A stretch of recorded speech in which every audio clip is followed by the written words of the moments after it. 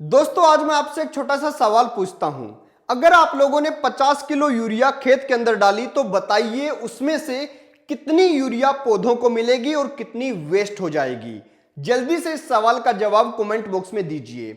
अगर आपको इसका जवाब पता नहीं है तो मैं आपको कहूंगा कि आप इस वीडियो को अंत तक जरूर देखिएगा, क्योंकि आज इस वीडियो में मैं आपको यूरिया के बारे में सब कुछ बताने वाला हूं। इस वीडियो को देखने के बाद आपको कभी भी किसी से यूरिया के बारे में कोई सवाल करने की जरूरत नहीं कि कितनी मिलती है पौधे को, कितनी वेस्ट हो जाती है, कब यूरिया डालनी चाहिए, कब नहीं डालनी चाहिए, किसके साथ मिलाकर यूरिया को डाल सकते हैं, यूरिया आखिर करती क्या है।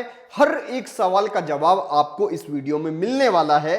लेकिन मुझे पहले इंतजार है आपकी समझ का कि आपको क्या लगता है कि कितनी यूरिया जो है वो पौधों को मिलती है। तो जल्दी से कमेंट बॉक्स में बताइए।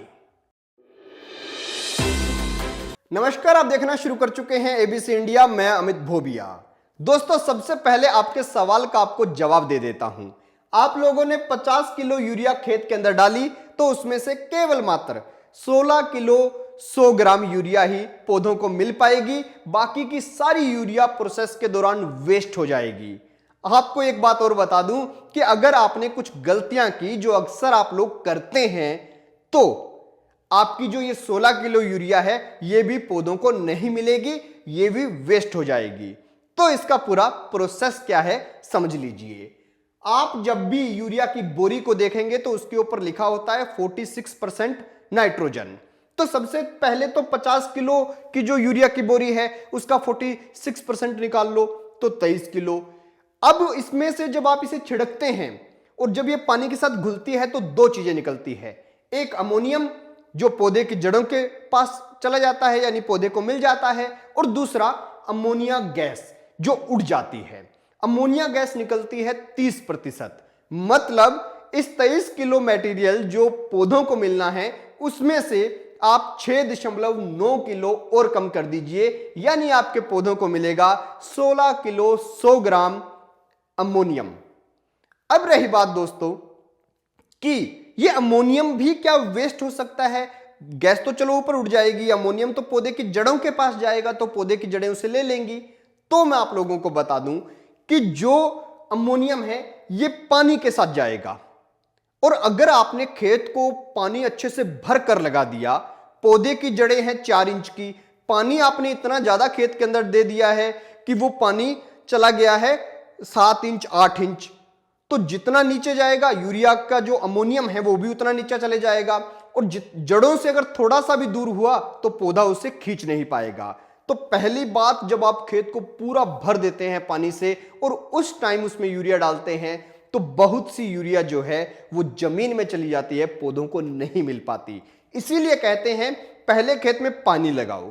पानी लगा दिया और पानी जब हल्का सूखने लगे तब आप उसके अंदर जो है यूरिया छिड़कें ताकि पौधों को प्रॉपर यूरिया मिल सके।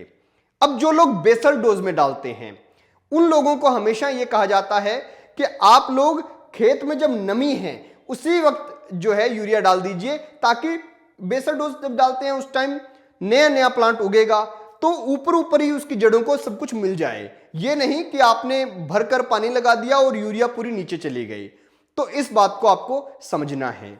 अब रही बात कि आप यूरिया को मिला किस किस चीज के साथ सकते हैं। वैसे तो आप इसे लगभग चीजों के साथ मिला सकते हैं, लेकिन एमओपी और डीएपी इनके साथ अगर मिलाते हैं तो यूरिया ज्यादा जल्दी खराब नहीं होती और कोई रिएक्शन यहां पे नहीं होता। हालांकि यूरिया और डीएपी लंबे टाइम तक मिली रहे तब जाकर वो चिपचिपा हो जाता है, लेकिन अगर आप यूरिया को एसएसपी के साथ मिलाते हैं तो वो बहुत जल्दी चिपचिप हो जाती है, जल्दी रिएक्शन उनके बीच में हो जाती है। आपको इस बात का ध्यान रखना है कि जब भी आप यूरिया खेत में डालते हैं तो आपको उसी टाइम डालना है जब आपको पौधे की बढ़वार करवानी है।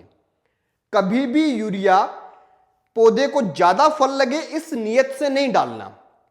इस नियत से डालना है कि पौधा जो है उसकी बढ़वार हो, पौधे के अंदर हरियाली आए। हरियाली आएगी तो वो जो है फोटोसिंथेसिस के जरिए अपना भोजन बना पाएगा। उस प्रक्रिया के लिए ही हम उसके अंदर यूरिया डालते हैं। तो इसीलिए कहा जाता है कि जब पौधा फ्लावरिंग स्टेज पर हो तब यूरिया नहीं डालनी होती। केवल यूरिया तभी डालनी है जब वनस्पतीय बढ़वार हो रही है पौधे की, तभी। इसके अलावा कभी भी यूरिया का उपयोग आपको नहीं करना।